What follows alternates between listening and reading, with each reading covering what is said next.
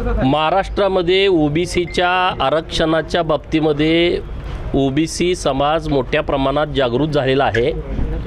OBC आरक्षणातून कुणालाही आरक्षण देण्यात येऊ नये ही समस्त ओबीसी बांधवांची भावना आहे आणि म्हणून माननीय मंत्री छगन भुजबळ साहेब यांच्या नेतृत्वामध्ये ओबीसींचं मोठ्या प्रमाणात संघटन होतं आहे, ओबीसी एकवटतोय आणि त्याचंच प्रतीक आज पंढरपूरमध्ये आपल्या सगळ्यांना दिसेल। गोरगरिबांचं, उपेक्षितांचं, वंचिताचं दैवत पंढरपूरचा पांडुरंग आहे।